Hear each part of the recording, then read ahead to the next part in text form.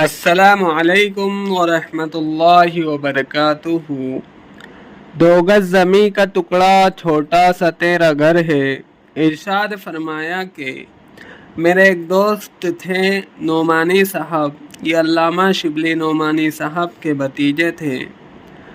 میں نے ان سے کہا کہ آپ بھی کوئی پلاٹ لے لیجئے۔ کہنے لگے میرا 2 گز کا پلاٹ موجود ہے، اس کی بھی فکر نہیں کرنی، کیونکہ وہ بھی امت کے ذمے ہے کہ وہ مجھے پلاٹ دلا دے۔ دنیا کے اے مسافر منزل تیری قبر ہے، 2 گز زمیں کا ٹکڑا چھوٹا سا تیرا گھر ہے۔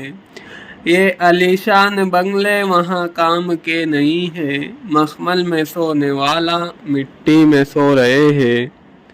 خواجہ صاحب ایک شاندار محل والے دوست کے پاس گئے تو اس گھر کو دیکھ کر فرمایا یہ تیرا خانہ رنگین، تیرا یہ بستر زرین کے معنی سونا، یہ فرش خاک سونا ہے تجھے، یعنی قبر میں تجھے زمین پر سونا پڑے گا۔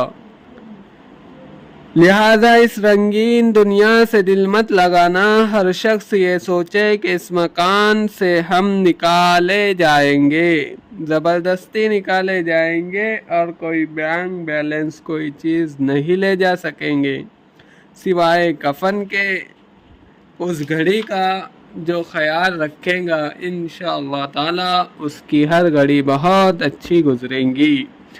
جو پردیسی وطن کو یاد رکھتا ہے وہ تیاری میں لگا رہتا ہے، اور جو بے وقوف پردیسی وطن کی رنگینیوں میں لگ جاتا ہے وہ اپنی آخرت کو برباد کر دیتا ہے۔